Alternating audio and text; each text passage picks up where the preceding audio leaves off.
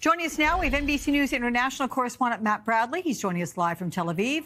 And David Rohde, NBC News senior executive editor for national security. Welcome, gentlemen. So, Matt, what's going to be on the agenda in this meeting Monday between President Trump and Prime Minister Netanyahu? Yeah, I mean, this is a pretty consequential meeting. It's the third time that Benjamin Netanyahu has actually come to the White House since the president took office. He's one of Trump's best customers. But I think really what we're going to see here, for the most part, is a victory lap. And Prime Minister Netanyahu made that clear in his statement announcing the visit. He's going to be able to say, and the Israeli military and the government has been saying, that their fight against Iran was a resounding victory for Israel. And also Benjamin Netanyahu did something that he always promises the Israeli people that he's able to do, which is bring the United States, or the West, but mostly the United States and the White House, on board with Israel's agenda. So this is a victory lap, but it's also going to be talking a bit about trade issues. Benjamin Netanyahu rushed to Washington to try to secure a trade deal several months ago after the president announced his tariff plan. And, you know, it's also about deepening this relationship that we've really seen gel over just the past couple of months. Remember, Alex, it wasn't so long ago that we thought that Netanyahu and Trump were kind of falling out. The president was talking to Iran against Netanyahu's wishes. He made a big trip to the Middle East, and he didn't stop in Israel. But now it looks like they're so close that the president is actually publicly defending the prime minister, Netanyahu, from his multiple corruption charges here in Israel, saying that he is, as President Trump often styles himself, the victim of a witch hunt. Exactly. I was going to say the parallels there with what he says he's gone through.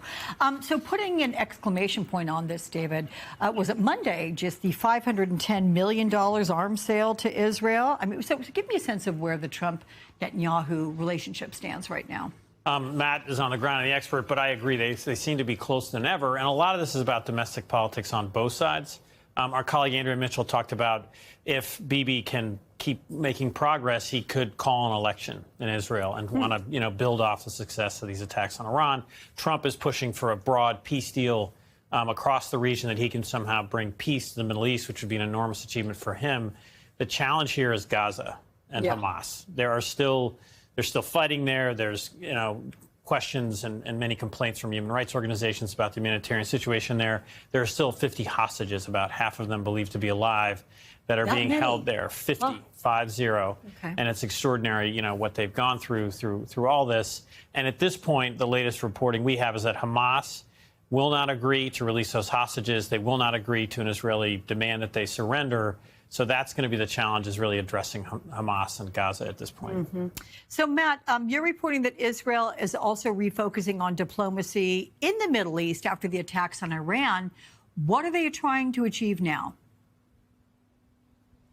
Yeah, I mean, there's a multiple front effort here in diplomacy. Normally, up until now, what we've seen is the Israelis have such a dominant military ability with all of their theaters of war and no real lasting political solutions in order to try to essentially resolve these intractable conflicts. So now it looks as though the Israelis are actually making a real diplomatic push, and not just in the Gaza Strip. And we've heard Prime Minister Benjamin Netanyahu, we've heard the head of the Israeli military, we've heard other top Israeli politicians saying, now that we're done with Iran, let's move to try to resolve the situation in the Gaza Strip, free the remaining what's thought to be 50 hostages, most of whom are human remains, only 20 of whom of those 50 are thought to actually be alive. But this is something that they're also going to be looking at when it comes to the northern borders of Israel, Syria and Lebanon.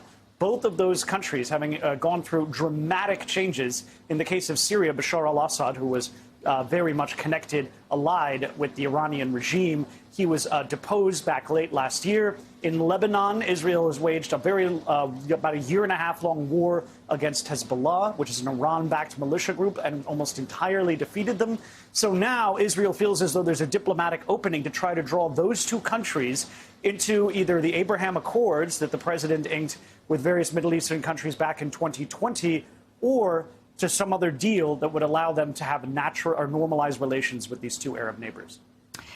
He mentions Iran, which brings me to this question to you, David, with the new satellite images we have there taken in these days following the U.S. strikes there. It looks like there is construction to some degree already happening in these nuclear sites that were bombed. I mean, you're seeing trucks and the like. There are roads that seem to be getting cleared out. But reminding everyone, the Trump administration says these areas have been obliterated.